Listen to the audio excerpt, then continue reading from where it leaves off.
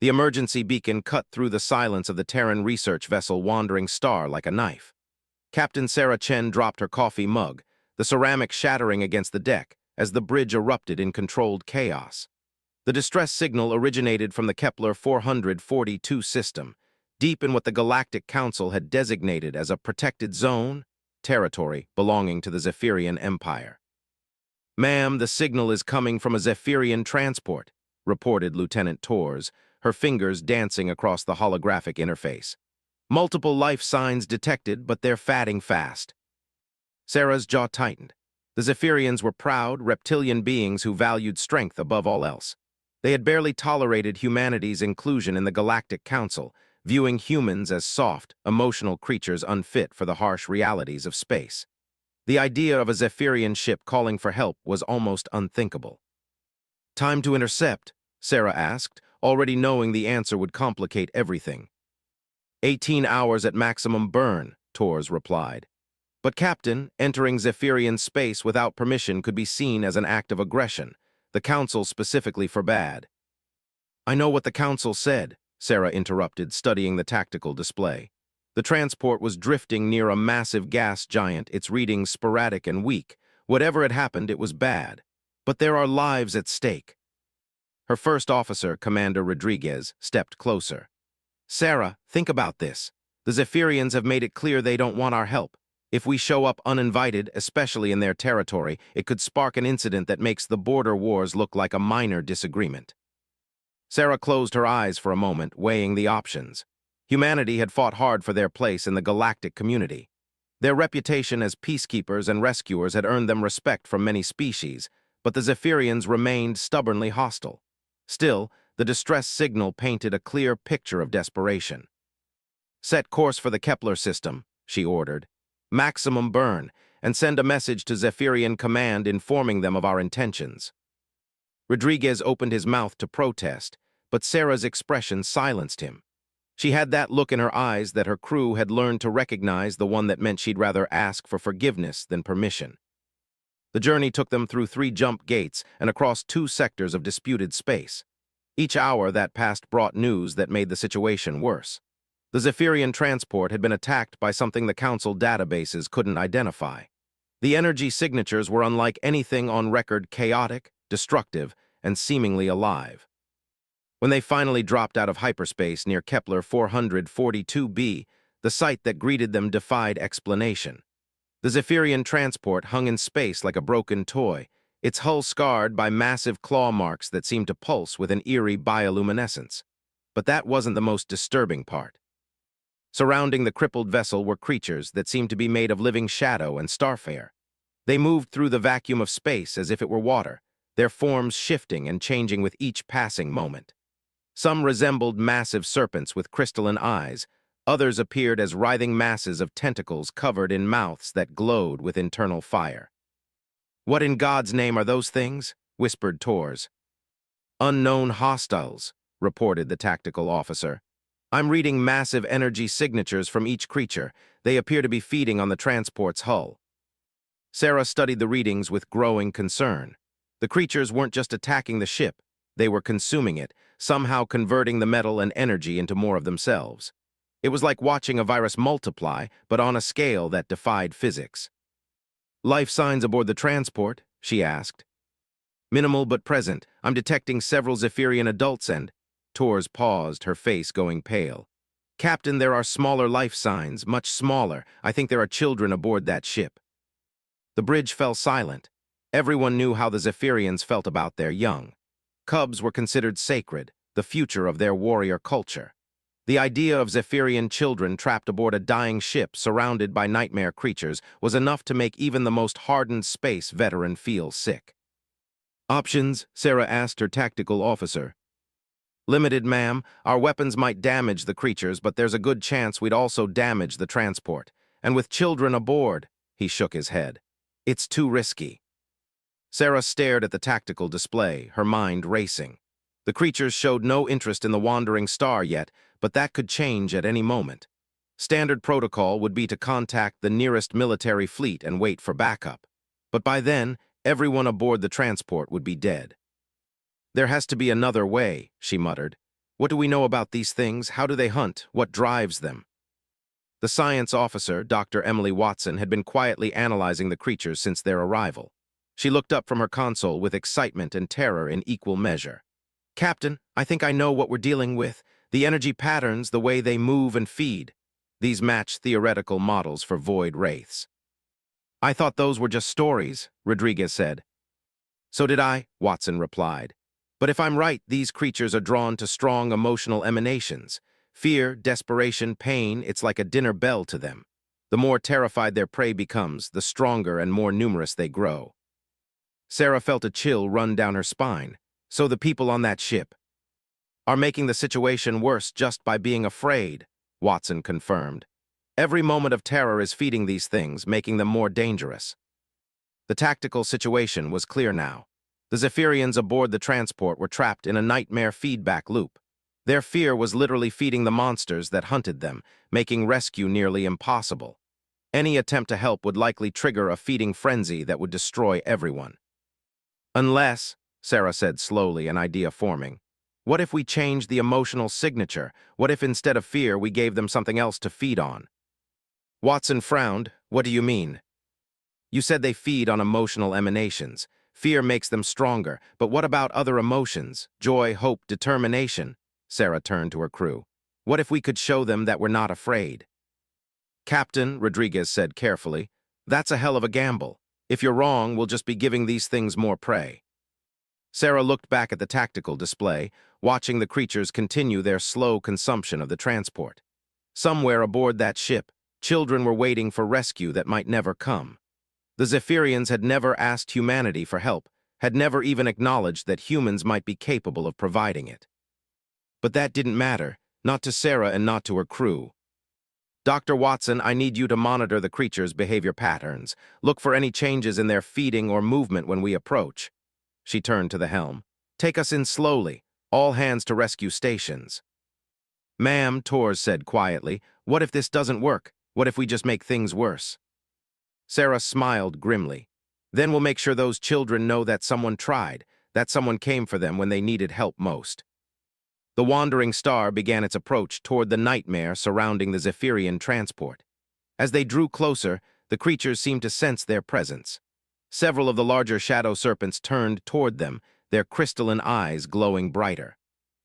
Energy spikes detected, reported the tactical officer. The creatures are definitely aware of us. Sarah gripped the arms of her command chair. This was the moment of truth. Either her theory was right and they could somehow disrupt the creature's feeding cycle, or they were about to become another course in an alien feast. Steady as she goes, Sarah commanded. And remember, we're not afraid, we're here to help. The bridge crew straightened, their professionalism overriding their natural fear. They were Terran Space Service, trained for situations like this. They had faced down pirates, navigated through asteroid fields, and negotiated with hostile aliens. They would not be intimidated by creatures made of shadow and starfare. As they approached the transport, Sarah could see movement through the damaged hull. Shapes huddled in what appeared to be a cargo bay, the survivors, including what looked like several small figures that could only be the cubs. Hail the transport, Sarah ordered. The response came quickly, a deep, growling voice speaking in heavily accented standard.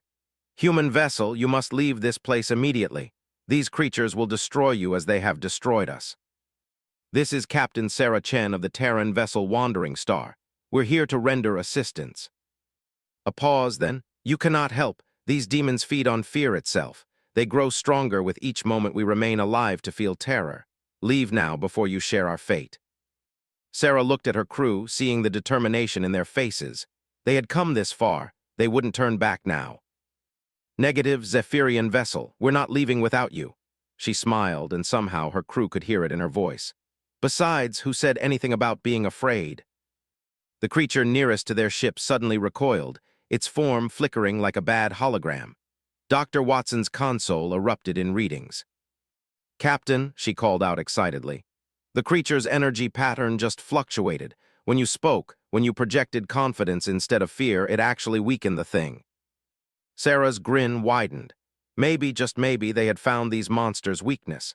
And if humanity was good at anything, it was being stubborn in the face of impossible odds. "All hands," she announced over the ship's communication system. "This is your captain. We have children to rescue and monsters to disappoint. Let's show these creatures what happens when they mess with someone under Terran protection." The bridge erupted in determined chatter as the crew began preparing for the most unconventional rescue mission in human history. They would save the Zephyrians not through firepower or superior technology, but through sheer, bloody-minded refusal to be intimidated. Sarah Chen had always been told she was too emotional for command, too willing to take risks for strangers. Today, she was about to prove that sometimes those were exactly the qualities a captain needed. The void creatures circling the transport began to show signs of agitation as the wandering star approached. Their feeding patterns became erratic, their movements less coordinated. Something about the humans' emotional signature was disrupting their hunt. And aboard the dying Zephyrian ship, huddled cubs began to lift their heads as they heard something impossible. The sound of approaching rescue, carried on radio waves from beings their parents had taught them to distrust. For the first time since the attack began, hope flickered in the darkness. The docking maneuver through a swarm of void creatures proved to be unlike anything in the standard manual. Sarah watched the tactical display as her pilot, Lieutenant Commander Hayes, threaded the wandering star between writhing masses of shadow and starfire with the precision of a surgeon. "Distance to transport, 50 meters and closing," Hayes reported, sweat beading on his forehead despite his steady voice. "The creatures are definitely reacting to our presence, but they're not attacking. They seem confused." Dr. Watson's readings confirmed what everyone could see. "The emotional dissonance is definitely affecting them," she said, monitoring the creatures' energy patterns. "Every time we project confidence or determination, their cohesion weakens. It's like they don't know how to process emotions that aren't based on fear." "Maintain current heading," Sarah ordered. "And remember, people, we're not scared. We're annoyed that something is threatening children on our watch." The comment drew chuckles from around the bridge, and Sarah noticed several void creatures actually recoil from the ship, as if struck by a physical blow. The laughter seemed to cause them more distress than weapons fire might have. "Fascinating," Dr. Watson murmured. "Captain, I think joy and humor might be actively toxic to these things. Look at these readings." On her display, the creature's energy signatures showed spikes of instability every time the crew exhibited positive emotions. It was as if their entire existence was predicated on feeding off fear and despair, and anything else caused a kind of spiritual indigestion. "Good to know," Sarah said. "Hayes, bring us alongside their docking port, and everyone try to think happy thoughts." The Zephyrian transport loomed larger as they approached. Up close, the damage was even more horrific. The hull looked partially digested, with sections that seemed to have been transformed into some kind of organic material. Bioluminescent veins pulsed along the metal surfaces, and the viewport windows showed a sickly green glow from within. "Ma'am," Torres called out from communications, "I'm receiving a transmission from inside the transport. It's weak, but I can boost the signal." "Put it through." The voice that emerged from the speakers was definitely Zephyrian deep, rumbling with the characteristic growl that marked their species. But there was something else there too, exhaustion and desperate hope. "Human vessel, this is War Leader Krex of the Transport Talon's Pride. I must warn you, these creatures have been feeding on us for 6 standard hours. They have grown stronger with each passing moment. Your approach may trigger a feeding frenzy." Sarah keyed her communicator. "War Leader Krex, this is Captain Chen. We're here to get you out. How many survivors do you have?" 12 adults, 8 cubs," came the reply. "But human, you do not understand. These beings feed on terror itself. The more frightened we become, the more powerful they grow. Your presence may doom us all." "Then it's a good thing we're not frightened," Sarah replied cheerfully. "We're actually kind of excited. It's not every day we get to rescue war heroes and adorable children from space monsters." There was a long pause from the transport. Finally, Krex's voice returned, tinged with disbelief. "You are excited." "Oh yes," Sarah said, grinning as she watched several nearby creatures writhe in apparent discomfort. "This is going to be a great story to tell back home. Stand by for docking." The actual docking procedure required careful coordination between both ships. The Wandering Star's docking tube had to extend through a cluster of void creatures that seemed increasingly agitated by the humans' casual approach to the situation. Docking tube extending, reported Chief Engineer Martinez over the comm. But Captain, these creatures keep trying to attach themselves to our hull. They're not causing damage, but they seem to be trying to taste us somehow. Probably checking to see if we're afraid, Sarah replied. Martinez, how do you feel about space monsters trying to lick our ship? Honestly, ma'am, kind of insulting. I just finished polishing that hull. The laughter that erupted from the bridge crew caused the nearest void creature to actually shriek and retreat several hundred meters. Dr. Watson's instruments went wild. Captain, that creature just lost approximately 30% of its cohesion, she reported excitedly. I think we might have found our weapon. Good humor, Sarah asked. More specifically, the complete absence of fear combined with genuine positive emotions. It's like these things are allergic to confidence. The docking was completed without major incident, though several void creatures had to be gently nudged away from the connection point. As the airlock cycled open, Sarah gathered her rescue team in the corridor outside the docking tube. All right, people, she said, addressing the six-person rescue team that included Dr. Watson and Chief Medical Officer Dr. Patel. We're about to meet some very traumatized Zephyrians who have been under siege by nightmare creatures for hours. They're expecting us to be afraid because that's how they would react. Instead, we're going to show them what human optimism looks like. Petty Officer Jackson, the youngest member of the team, raised his hand. Captain, what if we actually are afraid? I mean, those things out there are pretty terrifying. Sarah considered this. Jackson, what's the scariest thing you've ever faced? My grandmother when I forgot to call on her birthday, ma'am. And did you survive? Yes, ma'am, barely. Then you can handle a few overgrown shadow puppets. Besides, we've got scared children counting on us. That makes us the good guys, and good guys always win. The team nodded, drawing strength from their captain's unshakable confidence. As they moved through the docking tube, they could hear sounds from the Zephyrian ship, low growls, whimpering, and what could only be the frightened cries of cubs. The airlock cycled open, revealing a scene that would have sent most species running in terror.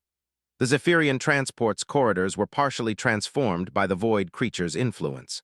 Walls pulsed with organic veins, the lighting flickered between normal illumination and an eerie green glow, and the very air seemed thick with menace.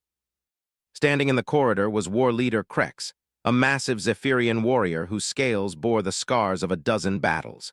His reptilian features were tight with exhaustion and barely controlled fear. Behind him, Sarah could see other adult Zephyrians forming a protective circle around what had to be the cubs. Human Captain, Krex rumbled, his voice filled with confusion. You came, why? Sarah stepped forward, deliberately casual in her movements. Because you needed help, and we were in the neighborhood. Plus, my science officer has been dying to study void creatures, and this seemed like a good opportunity. Dr. Watson nodded enthusiastically. The energy readings are fascinating. I can't wait to publish a paper on this. The Zephyrians stared at the humans as if they had lost their minds. Here were beings who had just walked into a nightmare scenario and were discussing it like an interesting research project. You do not understand, Krex said urgently. These creatures grow stronger from our fear. They have been feeding on our terror for hours. They are more powerful now than when they first attacked. Well, that's a problem, Sarah agreed. Good thing we're not afraid of them. As if summoned by her words, one of the void creatures materialized through the ship's hull, its shadow form rippling with predatory hunger. It was magnificent and terrible, a being of living darkness with crystalline eyes that burned like stars. Its form shifted constantly, sometimes resembling a massive serpent, other times a collection of writhing tentacles. The Zephyrians immediately pressed back against the walls, their fear spiking. The creature grew visibly larger as it fed on their terror, its form becoming more solid and defined. Sarah, meanwhile, tilted her head and studied the creature with genuine curiosity. You know, it's actually kind of beautiful, she said to Dr. Watson, in a cosmic horror sort of way.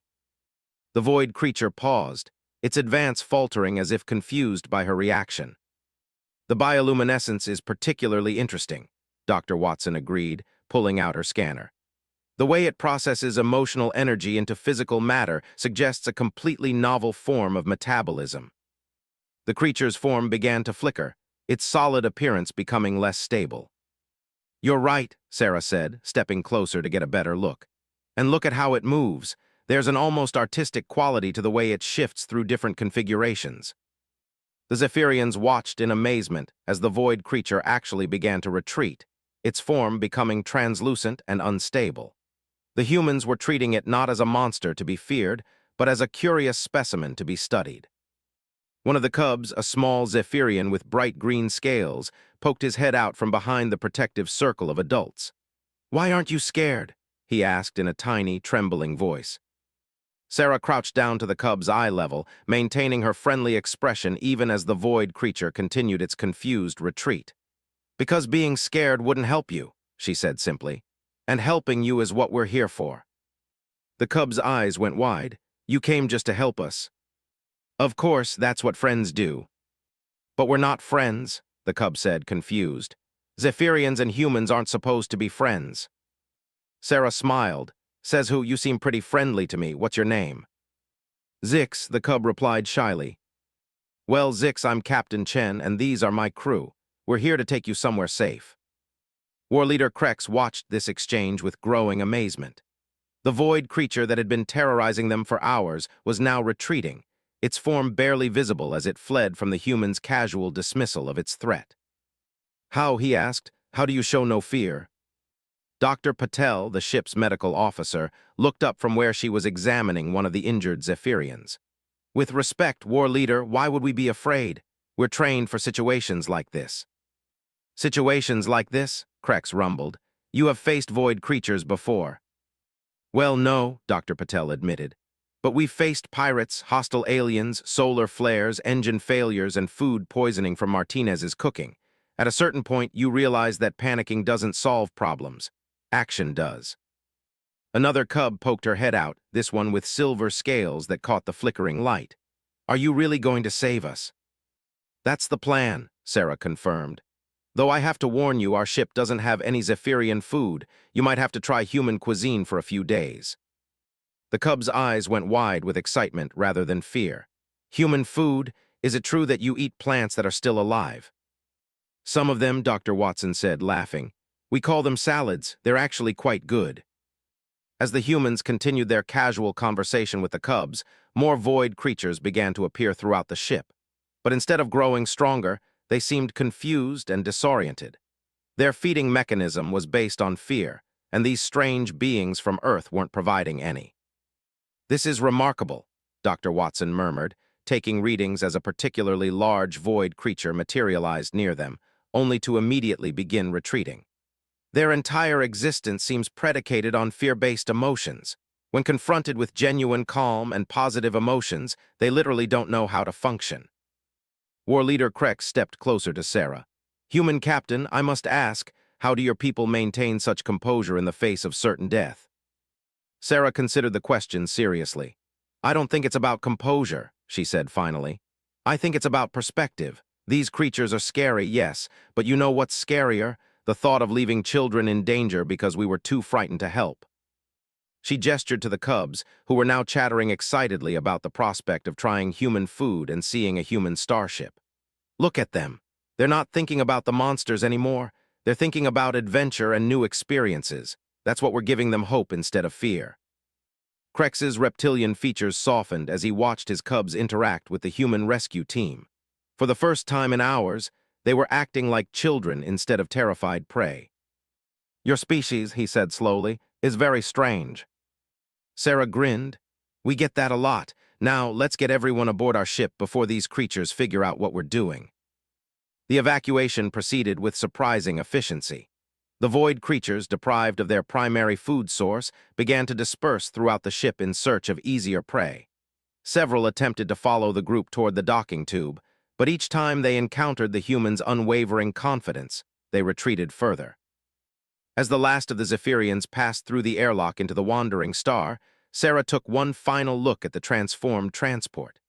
The organic veins were already beginning to fade without the creature's presence, and the sickly green glow was returning to normal illumination. "Captain," Dr. Watson said, "I'm reading something interesting.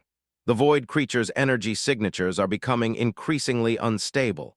I think our presence here has fundamentally disrupted their feeding pattern." "Good," Sarah replied. Maybe they'll think twice before attacking innocent travelers again.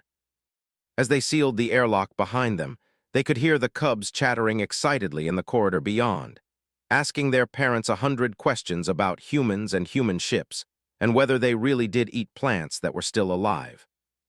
War Leader Krex stood beside Sarah as they watched the wandering star undock from his ruined transport.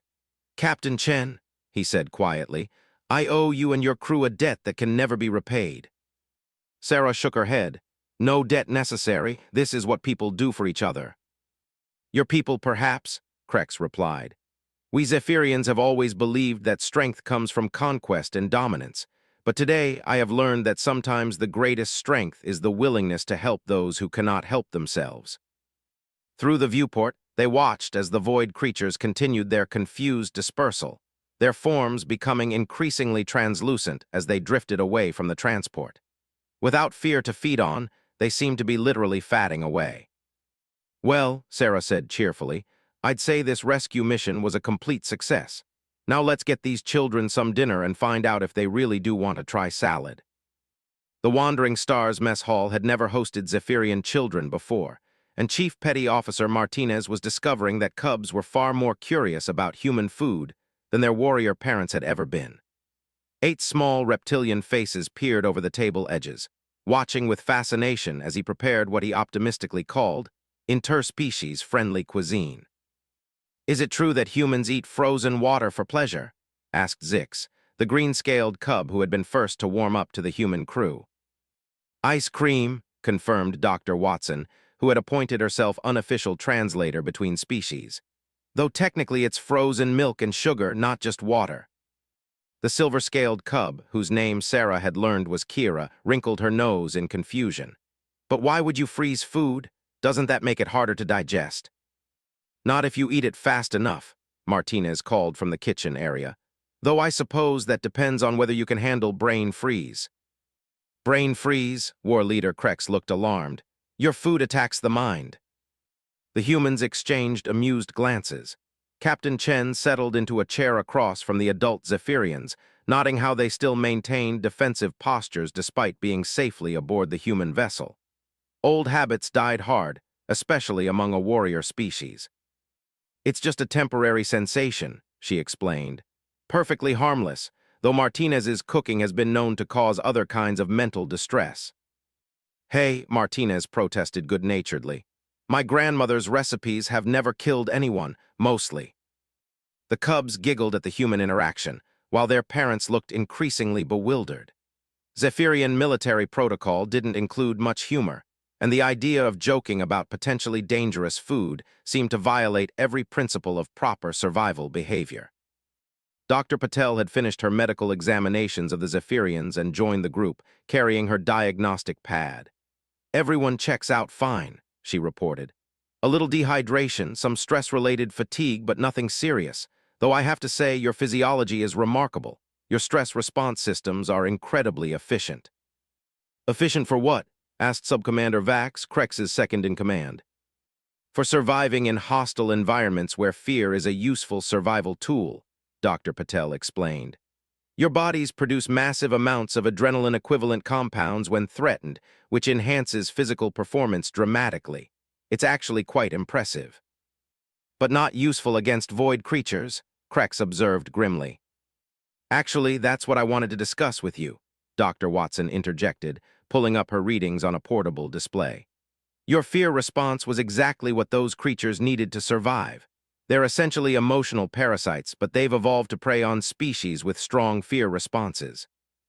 She manipulated the display to show energy readings from the rescue. "Look at these patterns. When you were afraid, the creatures grew stronger and more numerous. But when our crew approached with confidence and humor, they became unstable and began to disperse." One of the cubs, a small male with bronze scales named Thix, raised his hand tentatively. "Does that mean being scared is bad?" Sarah leaned forward, considering her answer carefully. "Not bad, exactly. Being scared can keep you safe in dangerous situations. But sometimes, when you're really scared, it can make things worse instead of better.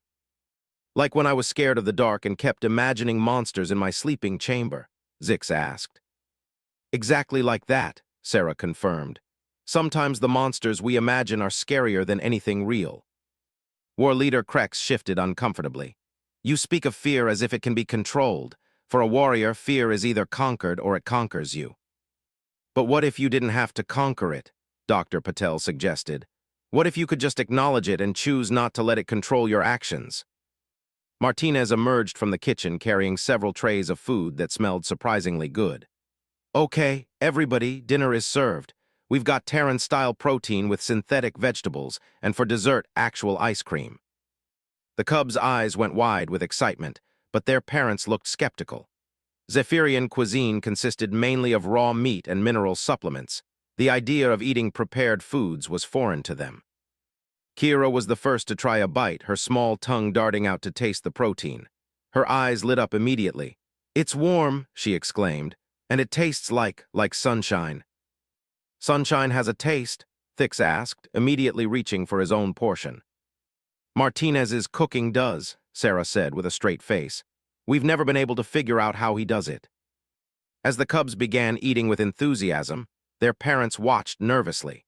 But gradually, as it became clear that the food wasn't poisoning their children, the adults began to try small portions themselves. "This is not terrible," admitted Vax, chewing thoughtfully. "High praise from a Zephyrian," Dr. Watson whispered to Sarah. War Leader Krex ate in careful, measured bites, his warrior's training making him cautious of anything unfamiliar. But Sarah noticed that he was watching his cubs more than monitoring his food. The children were laughing and chattering, asking questions about everything from human sleep cycles to whether Earth really had liquid water falling from the sky. "War Leader," Sarah said quietly, "may I ask how long you've been in space?" "This was our third rotation," Krex replied. "We were returning from the outer colonies when the void creatures attacked. The cubs," he paused, his voice growing thick. "This was their first time off our homeworld." Sarah felt a surge of sympathy. These children had been on what should have been an exciting adventure, only to find themselves trapped in a nightmare. No wonder their parents had been so terrified. They weren't just fighting for their own lives, but for their children's futures. "Well," she said, "I hope this experience doesn't put them off space travel entirely, though I suspect they'll remember the ice cream more than the monsters." As if summoned by her words, Martinez returned with dessert. The cubs' reaction to ice cream was everything Sarah had hoped for and more. They squealed with delight at the cold sensation, made faces at the brain freeze, and immediately demanded to know how humans had learned to make such wonderful frozen food. "My grandmother taught me," Martinez explained, grinning at their enthusiasm. "She said the secret was to make it with love and a little bit of magic." "Magic?" Zix asked with wide eyes. "The kind of magic that happens when you want to make someone happy," Martinez clarified. War Leader Krex watched his cubs enjoying their dessert, and Sarah saw something shift in his expression. The rigid warrior's mask was slipping, replaced by something softer and more vulnerable. "Captain Chen," he said suddenly, "I must ask you something." "Of course." "Why did your crew risk their lives for us? We have shown your people nothing but hostility. The Zephyrian Empire has opposed human expansion, questioned your fitness for the Galactic Council, and made our disdain for your species quite clear." Sarah considered her answer while watching Kira attempt to explain the concept of brain freeze to her father using dramatic gestures. "Because those cubs needed help," she said simply, "and because the right thing to do doesn't change based on politics." "But surely your superiors will face consequences for violating our territory." "Probably," Sarah admitted. "But that's a problem for tomorrow. Today, 8 children are safe and alive. I'd say that's worth a little diplomatic trouble." Dr. Watson looked up from where she was showing Thix how to make ice cream last longer by eating it slowly. "Besides, the data we've gathered about void creatures could revolutionize our understanding of emotional energy parasites. The scientific community will be thrilled." "You see everything as an opportunity to learn," Krex observed. "That's the human way," Dr. Patel said. "Every problem is a puzzle to solve, every challenge is a chance to grow stronger." "And every new friend is a reason to celebrate," added Martinez, refilling the cubs' ice cream bowls despite their parents' concerned looks. Subcommander Vax leaned forward. "Your species truly has no sense of proper caution, does it?" "Oh, we have plenty of caution," Sarah assured him. We just don't let it stop us from doing what needs to be done. Lieutenant Tor's voice came over the comm system. Captain, we're receiving a transmission from the Zephyrian fleet. They're requesting our status and the condition of the Talon's pride. Sarah stood, glancing at Krex. With your permission, War Leader, I'd like you to respond to that hail. Your people need to know you're safe. Krex nodded, but Sarah noticed he seemed reluctant to leave the warm atmosphere of the mess hall. The cubs were still chattering excitedly about ice cream and human ships, their earlier terror completely forgotten. On the bridge, the main viewer showed 3 Zephyrian warships approaching at high speed. They were impressive vessels, all angles and armor plating, designed for intimidation as much as combat. The lead ship's commander appeared on screen, a scarred veteran with the bearing of someone who had never backed down from a fight. War Leader Krex, the commander growled. Report your status immediately.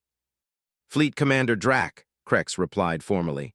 12 adults and 8 cubs rescued, all personnel accounted for and in good health. Rescued by humans? Drac's tone was incredulous. Explain.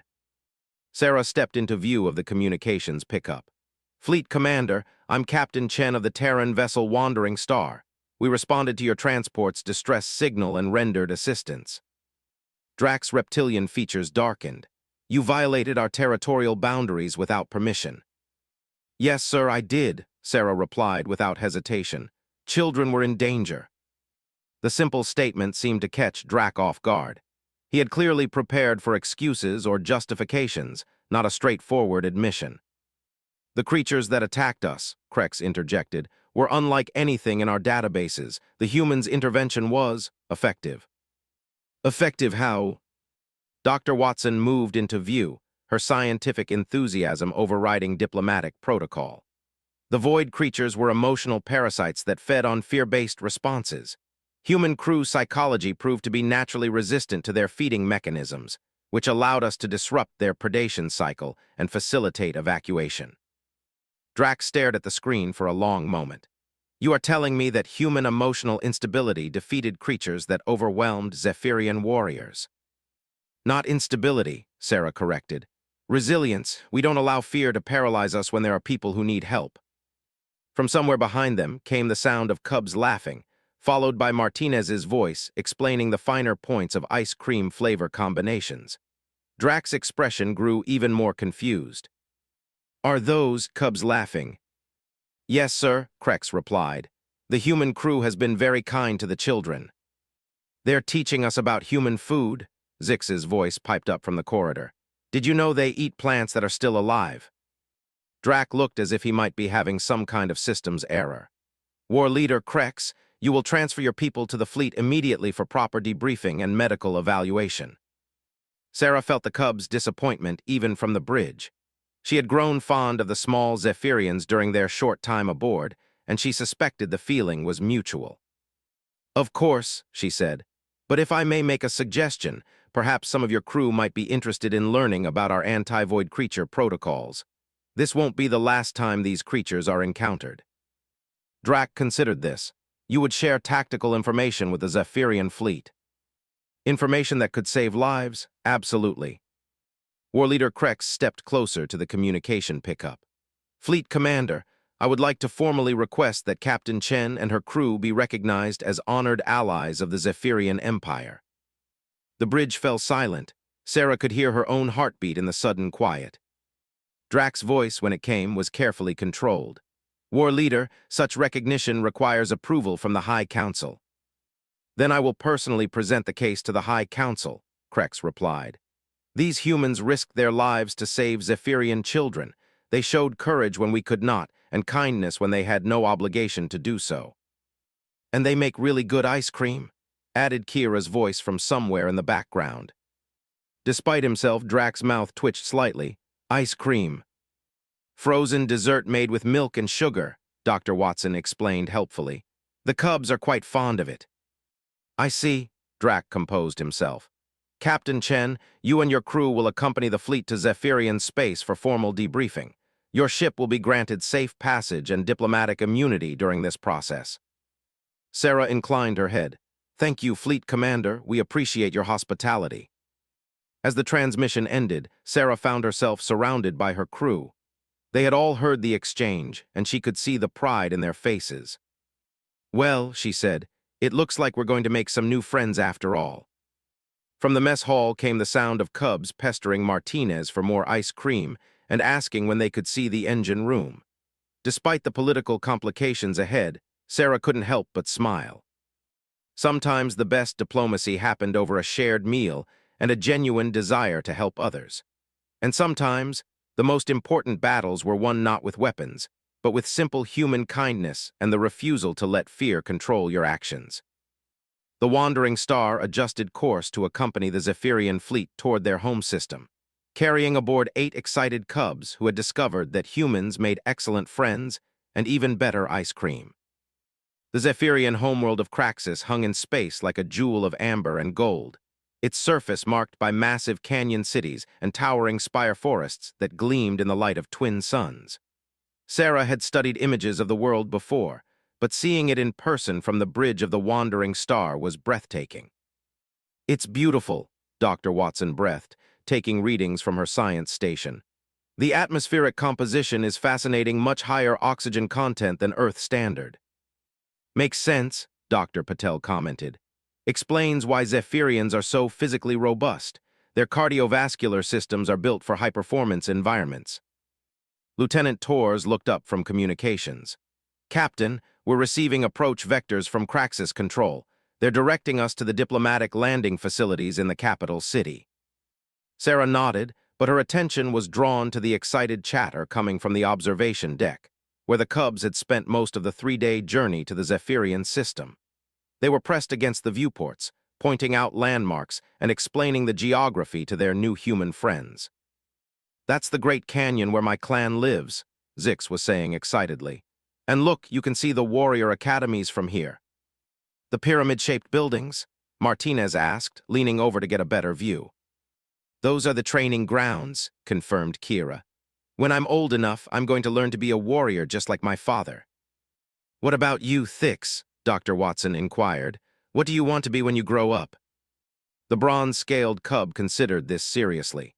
"I think I want to learn how to make ice cream," he declared, "and maybe study void creatures so they can't hurt people anymore."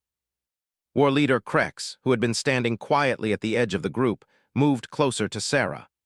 Over the past 3 days, the rigid military commander had gradually relaxed, and she could see glimpses of the father beneath the warrior's exterior.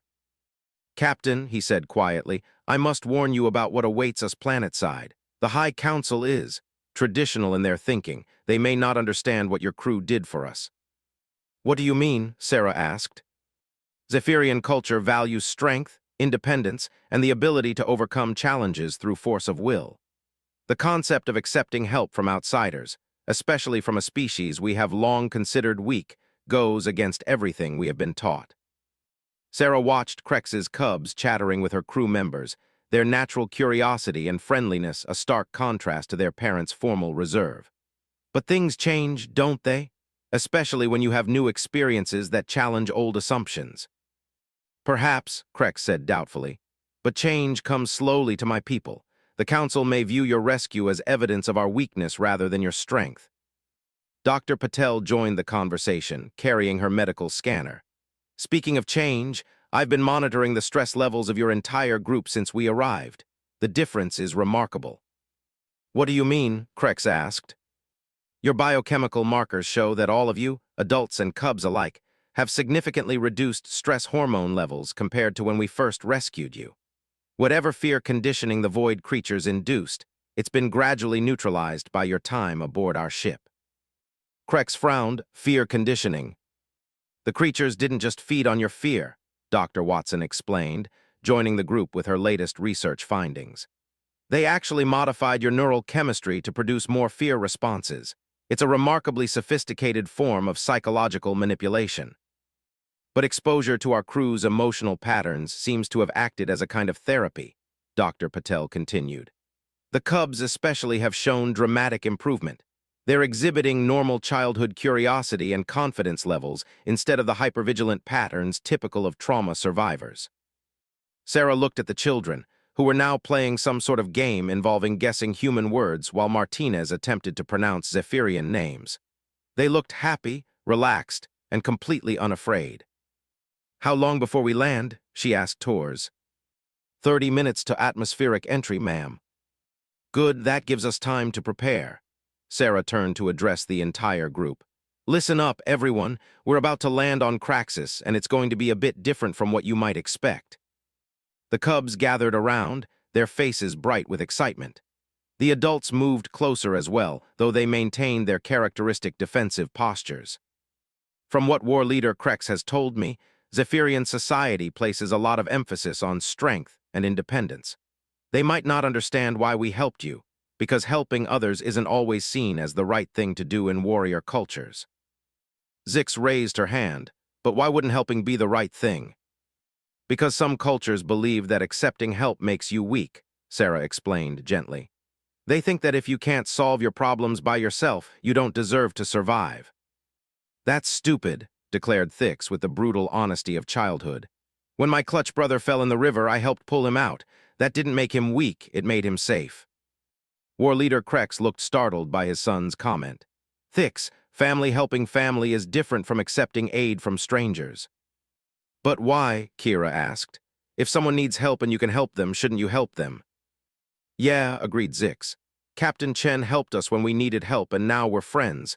That seems better than being alone." The adult Zephyrians exchanged glances, clearly uncomfortable with their children's perspective. Sarah could see the conflict in their faces, generations of cultural conditioning warring with the evidence of their own experience. "The point is," Sarah continued, "some of the people we meet today might not understand our friendship. They might think we had selfish reasons for helping you, or that you should be ashamed for needing help." "What should we do if they say mean things?" asked one of the smaller cubs, a female named Rix with scales that shifted from green to silver in the light. "Tell the truth," Sarah said simply. "You were in danger, we helped you, and now we're friends. If that makes some people uncomfortable, that's their problem, not yours." Martinez grinned. "Besides, if anyone gives you trouble, just offer them ice cream. It's hard to be grumpy when you're eating ice cream."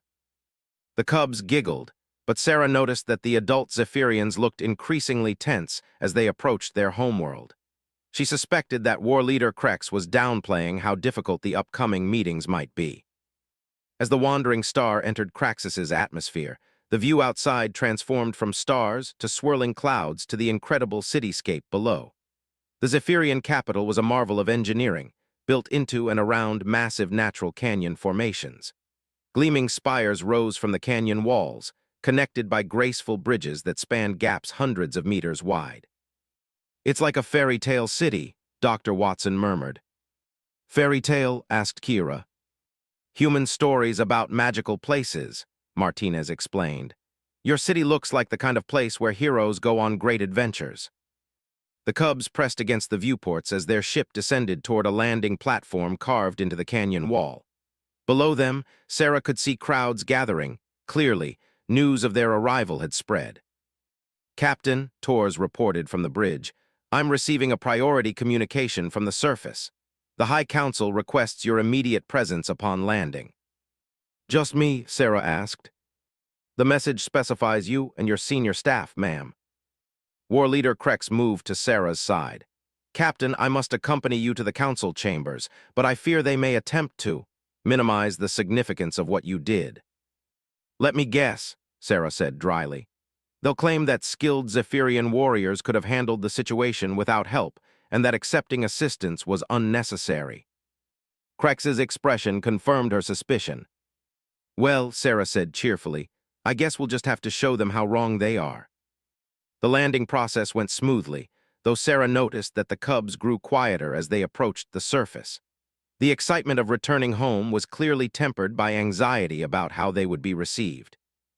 As the ship's ramp lowered, Sarah got her first real look at Zephyrian society. The welcoming committee was impressive, dozens of warriors in ceremonial armor, their scales gleaming with metallic inlays that marked their ranks and achievements. At their head stood a figure that could only be a High Council member, distinguished by elaborate armor that looked more like art than protection. But Sarah's attention was caught by something else: the crowd of civilian Zephyrians behind the official delegation. They were watching the ship with intense curiosity, and she could see smaller figures among them: children, craning their necks to get a better view of the human vessel. "Remember," Sarah told her crew quietly, "we're guests here. Let's be respectful but don't apologize for doing the right thing." The cubs were the first down the ramp, rushing toward the waiting crowd with the unstoppable enthusiasm of children returning home. Their parents followed more sedately, but Sarah noticed that even the adults seemed to straighten with pride as they saw their friends and family in the crowd. The High Council member stepped forward as Sarah and her senior staff approached. He was an imposing figure, easily 2 meters tall with deep red scales marked by intricate golden patterns. His bearing radiated authority and barely contained displeasure. "I am Council Prime Zorax," he announced in a voice that carried across the landing platform. "You are Captain Chen of the human vessel." "I am," Sarah replied, matching his formal tone. "Thank you for welcoming us to your homeworld." "You were not welcomed," Zorax stated bluntly. "You were summoned. There are questions that must be answered about your unauthorized presence in Zephyrian space." Behind him, Sarah could see War Leader Krex's jaw clench, but the warrior remained silent. "I understand," Sarah said calmly. "I'm happy to answer any questions you might have." "The first question," Zorax continued, "is why you felt it necessary to interfere in Zephyrian affairs. Were our own forces inadequate to handle the situation?" Sarah considered her answer carefully. "Council Prime, with respect, there were no Zephyrian forces in the area when we responded to the distress signal. The nearest fleet was hours away. And you felt it was appropriate to take action without consulting our authorities." "I felt it was appropriate to save children who were in immediate danger," Sarah replied without hesitation. "I would make the same choice again." Zorax's expression darkened, but before he could respond, a small voice piped up from the crowd. "Council Prime Zorax." Everyone turned to see Zix pushing through the crowd of adults, her green scales bright with excitement. She ran straight up to the imposing council member with the fearlessness that only children possess. "Zix of Clan Krex," Zorax said, his tone softening slightly. "You should be with your clan mothers for proper debriefing." "But I wanted to tell you about the humans," Zix said excitedly. "They saved us from the shadow monsters and gave us ice cream and showed us how their ship works, and Captain Chen taught us that being brave means helping people even when you're scared." Zorax looked down at the enthusiastic cub, clearly not prepared for this interruption. "Child, these matters are complex." "No, they're not," Zix interrupted with the brutal honesty that children specialized in. "We were scared and they helped us. Now we're friends, it's simple." Other cubs began to emerge from the crowd, gathering around Zix and adding their own voices to hers. "The humans have a food maker named Martinez who can create sunshine taste," declared Thix. "And Dr. Watson knows everything about void monsters," added Kira. "And Captain Chen smiled at the monsters and they ran away," chimed in Rix. Council Prime Zorax looked increasingly uncomfortable as more and more children gathered around him, all chattering about their human friends and their adventures aboard the Wandering Star. The crowd of adults watched this scene with growing amazement, and Sarah could see smiles beginning to appear on reptilian faces.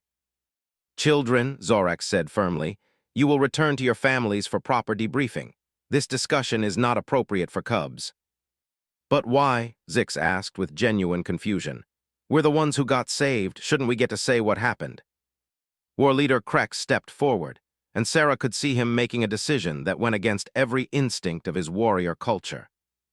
"Council Prime," he said formally, "I request permission to present testimony regarding the rescue of my unit."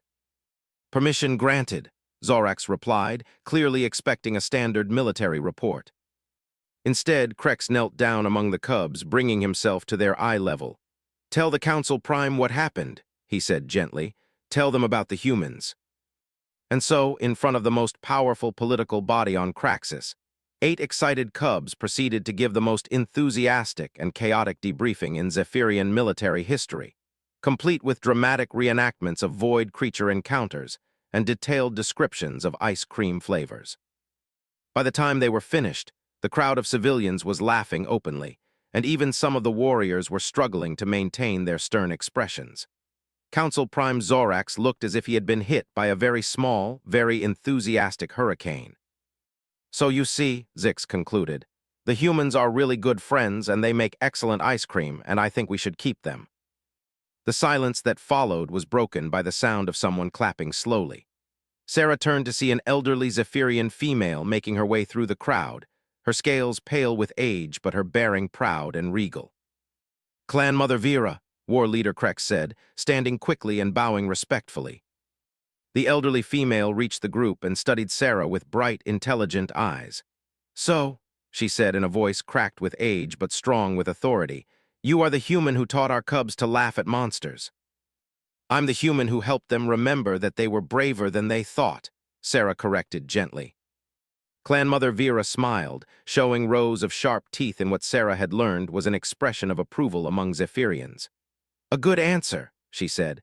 "Council Prime Zorax, I believe we have our evaluation of these humans." "Clan Mother," Zorax began, "the political implications are less important than the fact that our children are alive and unharmed," Vera interrupted firmly, "and that they have learned valuable lessons about courage and friendship from beings we once considered enemies." She turned to address the crowd. "Let it be known that Clan Vera formally recognizes the humans as honored friends of the Zephyrian people. Any who would harm them answer to me personally." The crowd erupted in approving growls and calls, while Council Prime Zorax looked as if he wanted to disappear into the canyon floor. Sarah felt a small hand slip into hers and looked down to see Zix grinning up at her. "I told you we should keep you," the little cub said confidently. Despite the political complexities swirling around them, Sarah couldn't help but smile back. Sometimes the best diplomacy really did happen through the honest words of children and the simple truth of friendship freely offered. 6 months later, the Wandering Star received an unexpected transmission while conducting routine patrol duties near the Vega system. The message bore official Zephyrian diplomatic seals, but the voice that came through the speakers was achingly familiar. Captain Chen, Zix's excited voice filled the bridge. "Guess what? I'm at the academy now, and I told everyone about ice cream and void creatures, and they want to meet you." Sarah smiled, settling back in her command chair as her crew gathered around to listen.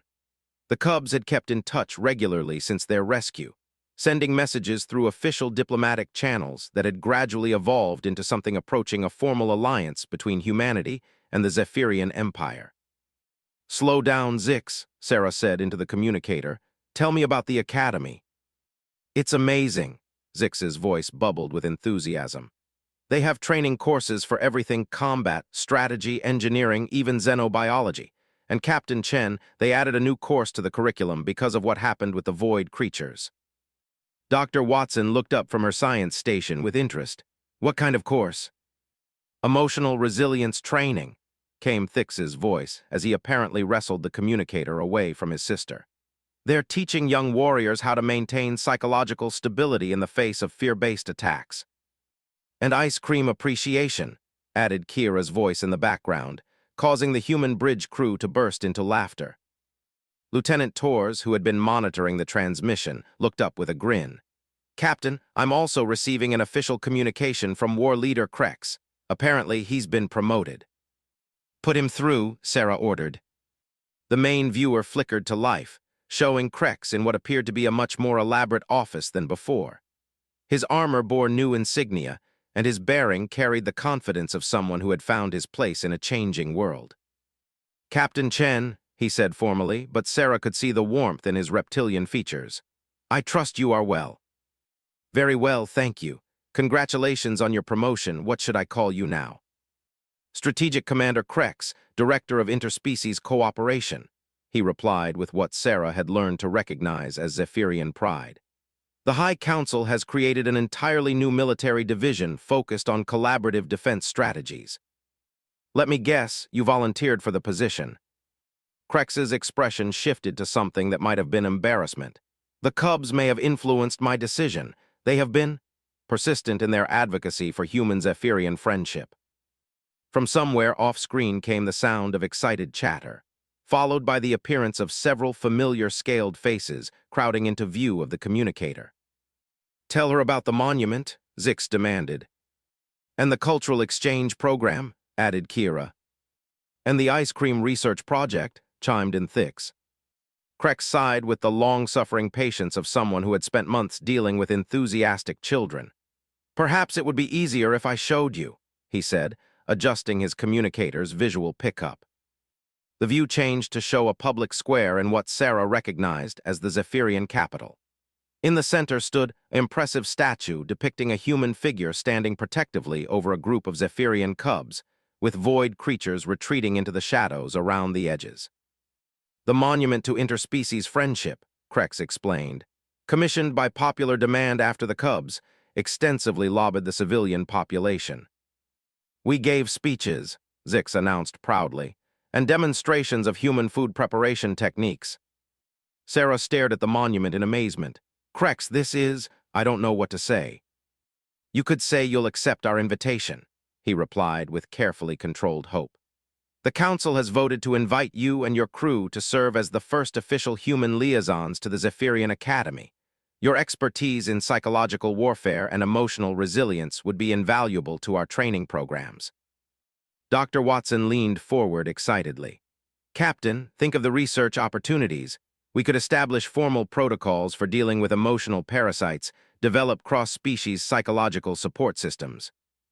"And perfect the ice cream curriculum," Martinez added with a grin. Sarah considered the offer. It was tempting, incredibly tempting. The chance to work directly with the Zephyrians to help train a new generation of warriors who understood cooperation as well as competition was everything she had hoped for when she first entered diplomatic service. "There is one condition," Krex continued. "The Cubs have insisted that any teaching position must include regular access to what they call authentic human dessert experiences. We've been trying to make ice cream ourselves," Thix explained, his scaled face scrunched with concentration. "But it always turns out wrong, too cold or not cold enough, or it tastes like minerals." "Definitely need Martinez for proper ice cream instruction," Sarah said seriously, causing her crew to chuckle. Commander Rodriguez moved to Sarah's side. "Captain, we'd need official approval from Starfleet Command for a posting like this." "Already received," Torres reported, looking at her communications console in surprise. "Priority message from Command, dated 3 days ago. Apparently, the Zephyrian request went through official channels before Krex contacted us directly." Sarah raised an eyebrow, and the response: "Approval for extended cultural exchange mission, with commendations for the crew's previous diplomatic success," Torres read. Quote, "Continue to represent humanity's finest traditions of compassion and cooperation." End quote. "So," Sarah said, looking around at her crew, "what do you think, ready to become teachers?"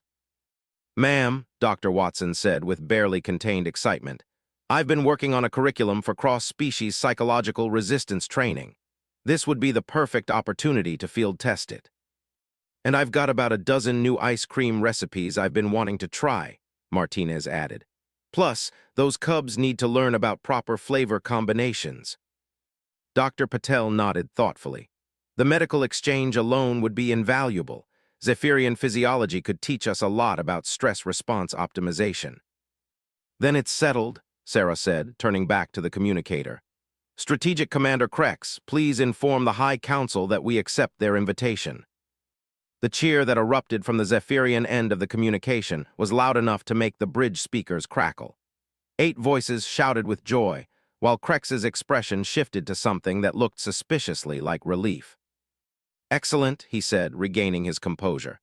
"We will prepare appropriate accommodations for your crew, though I should warn you the Cubs have been planning your visit for months. They may have extensive itineraries prepared." "We want to show you everything," Zix announced. "The warrior training grounds, the crystal caves, the floating gardens, and the best climbing trees in the capital." "And we've been practicing human greetings," Kira added. "Watch this." She proceeded to wave enthusiastically at the communicator, her movements slightly awkward but clearly well practiced. Sarah felt her heart warm at the sight. These children had taken their rescue and turned it into something beautiful, a bridge between species that had been enemies for generations. "There's something else," Krex said as the cubs continued their excited planning in the background. "The void creature incident was not isolated. We've received reports of similar attacks in 3 other systems over the past month." Sarah's expression grew serious. "Any casualties?" 2 ships were lost before they could send distress signals. But the third, Krex paused. The third was a mixed crew, humans, Zephyrians, and Altarians working together. They used the emotional resistance protocols you developed and successfully repelled the creatures with minimal casualties. Dr. Watson looked up sharply. The protocols worked. Better than we hoped, Krex confirmed. The combined crew's emotional diversity made it impossible for the creatures to establish a stable feeding pattern. Your theory about cross-species psychological resilience appears to be correct. That's incredible news, Sarah said. It means we can actually protect people from these things. Which is why the Academy is so important, Krex continued. We need to train mixed crews, teach emotional resistance techniques, and establish response protocols before these creatures spread further. The cubs had apparently been listening to this more serious conversation, because Zix's face appeared in view of the communicator with a determined expression that reminded Sarah strongly of her father. Captain Chen, she said with unusual formality for a child, we're going to learn to fight the shadow monsters so they can't hurt anyone else, right? That's the plan, Zix, Sarah confirmed. You and the other cubs are going to help us teach people how to be brave when they're scared. Good, Zix said firmly, because nobody should have to be afraid of monsters when there are friends around to help. The simple statement hung in the air, carrying the weight of everything that had changed since that desperate rescue mission 6 months ago. An empire built on individual strength had learned the value of cooperation. A species raised on conquest had discovered the power of compassion, and a group of children had proven that friendship was stronger than fear. When do we leave for Craxus? Martinez asked. Sarah checked the navigation display. Plot a course for the Zephyrian system, she ordered. Maximum sustainable speed. Estimated arrival in 4 days, reported the navigation officer. 4 days, came a chorus of excited voices from the communicator. We can finish the welcome banquet preparations. Welcome banquet? Sarah asked. Krex looked slightly embarrassed. The cubs insisted on organizing a formal reception. They have been enthusiastic in their planning. It's going to be the best party ever, Thix announced. We've been learning to cook human food, and Clan Mother Vera taught us some traditional Zephyrian welcoming ceremonies, and we made decorations. And we practiced singing human songs, added Rix shyly, though we're not very good at them yet. Sarah felt her eyes grow misty. These children had taken a terrifying experience and transformed it into something that would benefit countless beings across the galaxy. They had turned a rescue into a revolution, fear into friendship, and monsters into motivation to become better. We'll be honored to attend, she said warmly. Just, maybe warn the clan mothers that human celebration styles can get a bit enthusiastic. Oh, they already know, Kira giggled. We've been practicing. As the transmission ended and the wandering star adjusted course for Craxus, Sarah stood in her ready room looking out at the stars. Somewhere out there, void creatures still hunted the vulnerable and afraid. But now there were beings ready to stand against them, not with weapons or force, but with courage, friendship, and the absolute refusal to let fear win. Her communicator chimed with an incoming message from Starfleet Command. The text was brief but significant. Captain Chen, preliminary reports suggest void creature activity expanding into Sector 7. Recommend acceleration of interspecies cooperation protocols. How soon can training programs be operational? Sarah smiled as she composed her reply. Training begins immediately upon arrival at Zephyrian Academy. First graduating class expected within 6 months. Recommend establishment of permanent joint task force for void creature response. She paused, then added, additional note, request immediate shipment of ice cream production equipment to Craxus, critical for mission success. The response came back within minutes. Equipment approved. Well done, Captain. Show them what humanity does best. Sarah looked back out at the stars, where void creatures lurked in the darkness between worlds, feeding on fear and despair. They had been the monsters in this story, but like all good monsters, they had served a purpose. They had given different species a reason to find common ground, to discover that cooperation was stronger than conflict, and that sometimes the most important victories were won not through conquest but through compassion. In a few days, she would stand before young Zephyrian warriors and teach them that courage was not the absence of fear, but the decision to act in spite of it. She would show them that the greatest strength came not from standing alone, but from